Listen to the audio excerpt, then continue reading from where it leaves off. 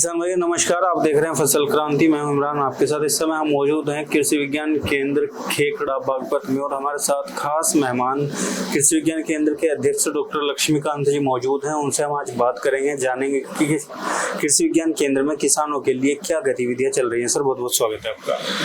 बहुत बहुत धन्यवाद किसान भाइयों। मेरा आपसे सबसे पहला सवाल यही है, जो कृषि विज्ञान केंद्र है, लगभग काफी लंबे समय से आप जुड़े हुए हैं कृषि विज्ञान केंद्र के साथ, तो क्या गतिविधियां किसानों के लिए चल रही हैं? कृषि विज्ञान केंद्र किसानों के लिए तकनीकी रूप से समृद्ध कराता है, क्योंकि आज का परिवेश अब धीरे धीरे चेंज हो रहा। खेती पहले जैसे नहीं रही है। अगर उसे तकनीकी समावेश नहीं होगा तो लाभदायक नहीं है। तो इसे तकनीकी समावेश करना बहुत जरूरी है। प्रजातियों का चयन करना बहुत जरूरी है। खाद के और दबाव का ये बहुत जरूरी है, क्योंकि अभी तक सोच रहे कि ठीक कोई अब वैरायटी आ गई, हमने कर दिया, अब यहाँ के क्लाइमेट की सिचुएशन है कि नहीं है, तो इसका बड़ा वो है।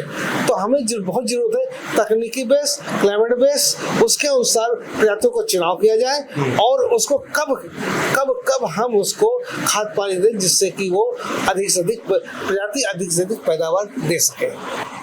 सर अगर हम बात करें, जो ये रीजन है वेस्टर्न यूपी का, जहाँ ये कृषि विज्ञान केंद्र उपलब्ध है, पूरा गन्ना बेल्ट है और साथ ही साथ कुछ क्षेत्रों में वेजिटेबल्स की भी यहाँ पे खेती होती है, तो आपको क्या लगता है जो यहाँ के किसान हैं उनको किन तकनीकों का एडॉप्शन करना चाहिए? क्या ऐसी प्रक्रिया है जिससे अच्छा उत्पादन वो ले सकें? किसान भाइयों, ये बहुत अच्छा क्वेश्चन है, क्योंकि हमारे जनपद बागपत में 80% गन्ना है और 20% खासकर खेखड़ा हुआ, करनाल क्षेत्र हुआ, वहाँ पे तो सब्जी हो रही है, क्योंकि सब्जी खेखड़ा दिल्ली के नज़दीक है। तो बेहतर होगा यदि हम गन्ने के साथ में असर फसली खेती के रूप में काम करें और उसको ट्रेंच मेथड से अपनाएं, तो हम गन्ना भी मुझे मिलेगा, प्रति इकाई वो बढ़ेगा और साथ में हमें वेजिटेबल प्राप्त होगी। अब वेजिटेबल हमें प्राप्त करना है तो ये जरूर देखना होगा गन्ने साथ में कि हम कौन सी सब्जी लें। खासकर दलहनी, जैसे मटर लेंगे तो मटर अगर लेते हैं तो जो मटर ले लें, लोबिया ले लें, तो ये हमारे लिए ज़्यादा बेनिफिट होगा। तो क्योंकि हम मटर तोड़ देंगे, उसका जो अवशेष बचेगा उसको हम मिट्टी पलट देंगे। और दूसरा ये लोबिया लेते हैं, लोबिया का हम फली तोड़ दिया, उसको पलट दिया, तो इससे हमारे खेत की जो कार्बनिक क्षमता बढ़ेगी और उपजाऊ भी बढ़ेगा। और साथ साथ गन्ने में जो हमें न्यूट्रिशन मिलेगा, नाइट्रोजन होगा, तो उसकी भी कमी होगी। नाइट्रोजन भरपूर से मिल जाएगा, हमें खाद भी कम लगानी पड़ेगी।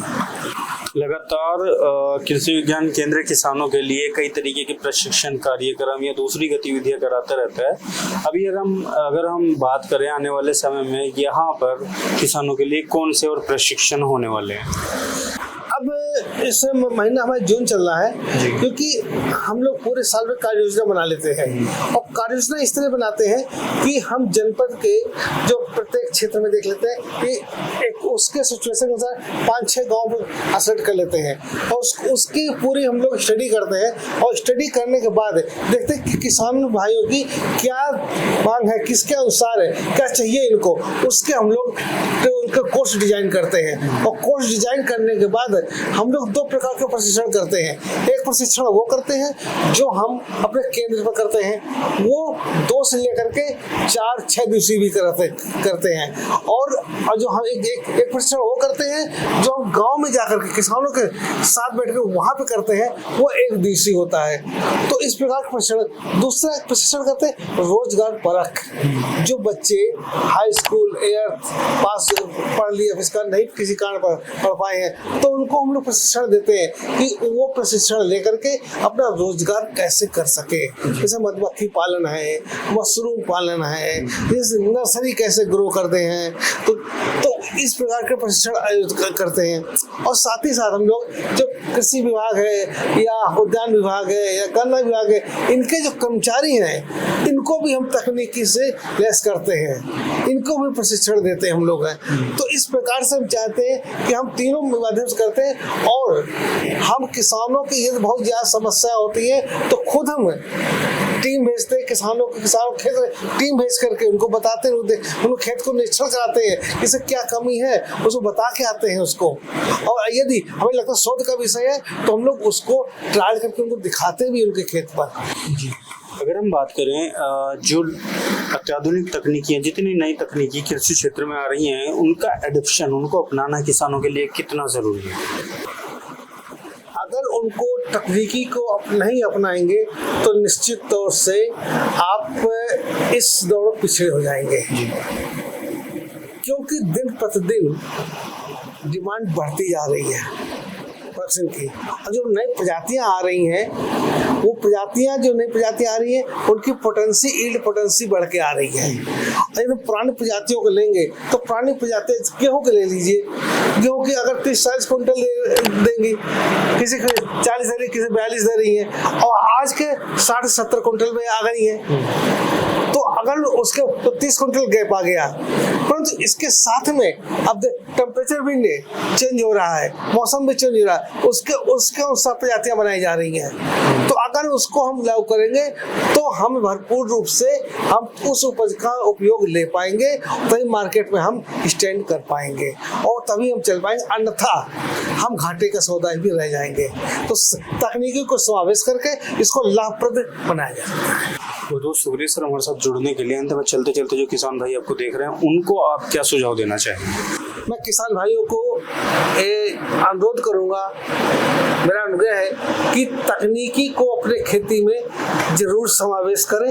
यदि किसी प्रकार के आपको लगता है कि समस्या है, कीड़े, बीमारी, प्रजातियों की जान पहचान की, तो कृपया कृषि विज्ञान केंद्र खेखड़ा बागपत में आप आइए और यहाँ 10 जो वर्किंग आवर्स है, वर्किंग 10 से 5 और वर्किंग डे सोमवार, मंगल, बुध, बृहस्पति, शुक्र, शनिवार, यहाँ आपको वैज्ञानिक मिलेंगे और आपको नई तकनीक के बारे में आपको बता देंगे और सुझाव दे देंगे, उसी अनुसार कार्य करेंगे तो निश्चित तौर से आपको जो है फायदा होगा। बहुत बहुत धन्यवाद। बहुत बहुत शुक्रिया सर हमारे साथ जुड़ने के लिए। थे हमारे साथ खास मेहमान कृषि विशेषज्ञ डॉक्टर लक्ष्मीकांत जी, जो कि प्रभारी अध्यक्ष भी हैं कृषि विज्ञान केंद्र बागपत के। इसी तरीके की हम और भी जानकारी आप तक पहुंचाएंगे, लेकिन उसके पहले बड़ा सवाल ये है, यदि किसान भाई तकनीकी को नहीं अपनाएंगे तो कहीं ना कहीं उनको नुकसान उठाना पड़ सकता है। इसलिए कृषि तकनीकों को अपनाने के लिए कृषि विज्ञान केंद्र से जुड़ना बहुत जरूरी है। जुड़े रहिए फसल क्रांति के साथ। धन्यवाद।